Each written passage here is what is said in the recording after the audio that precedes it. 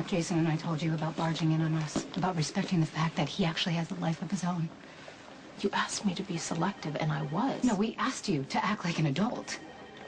And I did. We were in the middle of a really important dinner, and you didn't seem to notice. I'm sorry, I thought the welfare of my daughter seemed a little more important than bok choy and beer. Maybe it was about a little bit more than that, Carly. Maybe it was because Jason and I were celebrating something that had absolutely nothing to do with you. We asked you to respect our relationship. My daughter could be missing, okay? That's really important, Sam. Really, have you seen Jax? No. No. Has he called you or threatened you in any way? No. How do you even know that he's back? You know what? I don't have to explain anything to you, and I didn't have to explain to Jason because he believes me. But why do you have to call Jason? Can't you call somebody else? Wait a minute. Sorry, no, you can't do that because that would take consideration, and you don't have that. You barge in whenever you feel like it. I didn't force Jason to leave with me. He can't say no to you, Carly. You can't stand that. Oh, no. This had nothing to do with him choosing you over me. You used Jake to get him to go with you. You had the gall to guilt him about his dead son. No. To get him to go with Jason you. loves Jocelyn. What about the boundaries we set, Carly? As adults. Boundaries? My daughter could be missing. I think that trumps your boundaries, Sam.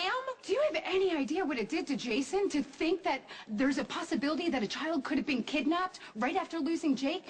Are you even sure that Jocelyn isn't at home, sound asleep in bed right now? Did you even go home before you went crying to Jason? Like you went crying to Sonny because you were afraid to lose that custody suit. Look what that did. Look at what you're doing now. I didn't go to Sonny, and I cannot be held responsible for what he does. Oh, no, of course not. Carly could never be held responsible. You use other people's pain to get what you want. You've been doing it for years. And now Jason is hurt again. You're blaming me for this?